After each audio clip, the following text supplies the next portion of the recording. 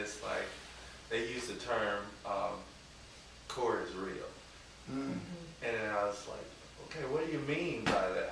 What do you do that we work with the same population? We Right. always we help and Across, support each other, yes, cross each yes. other. Hopefully we work more Yes. together. But you know, to hear somebody say he's real, Yeah. you know, I can work with him. Yeah. And those are the terms I hear from a lot of the kids that I've talked to you, a lot of groups that, even the young men in our group Yeah. that we facilitate together sometimes is when I say your name, they say Corey is real. Right. You know, Corey tells the truth. Right. Now, you know, given that a lot of people tell the truth, Right. you know, but what do you do to kind of make people feel comfortable with saying, I can accept the truth from Corey, or what do you bring to the table that makes them feel like it's okay for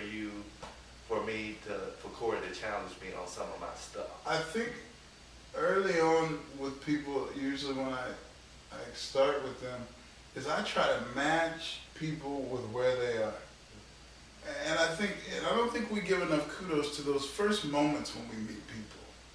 Those first moments, Jim talks all the time about, if you give me a snapshot of the first minutes that you meet a person, if we tune in to the things that they say, they're going to tell you a story. And if somebody enters into this room right now that we don't know, within the first minute or so, they've given us a story. And if I am here to serve and try to help in the situation, that means I need to be tuned in. And if I tune in to what they're putting out, and if I can tune in with my stuff and be genuine, because people are very good at reading what's genuine.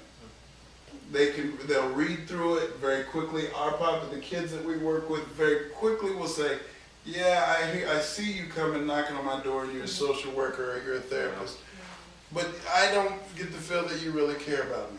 Right. So if I don't get the feel early on that you care about me, it's going to be a rougher road. You may be able to get some things done, but the road's going to be rougher. So I really put an asserted effort into that beginning. And again, it goes back to those younger days. Corey, you're going to be bigger than everybody. You have to be very mindful of your presence and what you give off, especially when you first get an opportunity with a person. With the research emphasis, are there questions you're interested in getting answered, or are there answers you want to put out there more?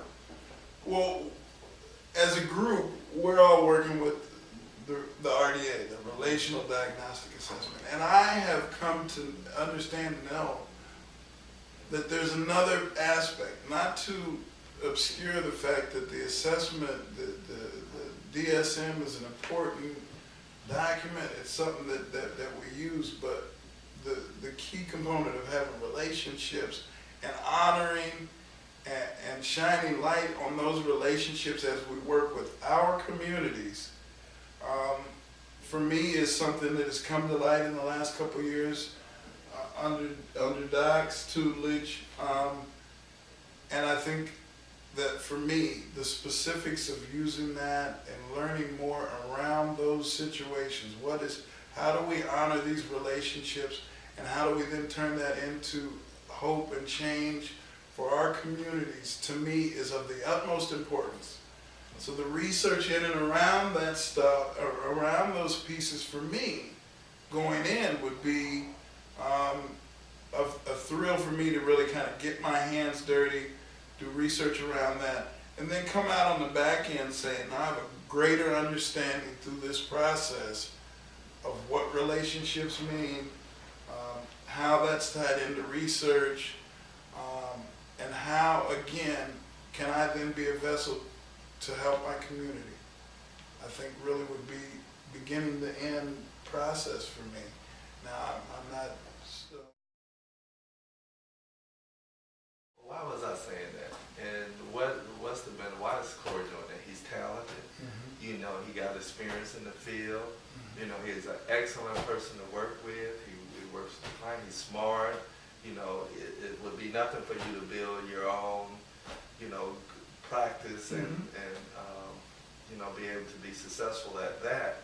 you know, I asked like, what would the benefit of him like going out and get this PhD? And I think, you know, for one, number one, I'll be open about it is you're an African American man, you know, started from the bottom, working your way up to the top, and you know, that's the PhD may be the ultimate prize for you. And also, you know, as a younger generation, as a kid who always looked up to, you know, looking for role models within the community, just outside of my family, what would it be for a kid to come up to you and you say, hey, I'm a PhD grad, and you're and have that interaction with you, and you're such a, you know, kind, warm person, and their experience with a PhD level person is kind of may have been a different experience. So I think you can bring that to the community. You can also bring like the knowledge that you have going, you know, going through a program like that, and bring it back to our communities and help, you know, try to bring our communities together and bring different lights. Your research that you can do, you know, looking at different things that we've all been curious about for so long. You know, I guess the question of the day is, you know, how can we get our community back? That's right. And I'm excited for you to do your work, do some work around that, and hopefully work with me and work with, you know, some other professionals that, you know, kind of serving our community and bring a different light on the work that we do. I couldn't say it any better than what he just said. Because my answer to the question would be, just as Cedric said, the opportunity to go to the University of Minnesota, one of the most highly recognized institutions in terms of psychology, I mean just in terms of an institution, to be able to get the opportunity to go there and get my PhD, do research about helping my community. I don't think, and it's emotional for me, I know that I can do good work just as we're doing now. We're doing this already. I know I can do that. I could stop today and say this is just what we'll do. But to have the opportunity for me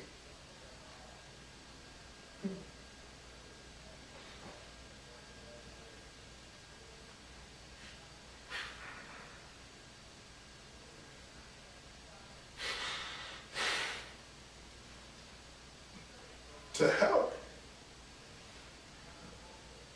better our situation. There's not words for me. We need help. And we need help in our communities, man. And if I can do something to help, at whatever level that is, that's what I gotta do. I feel obligated.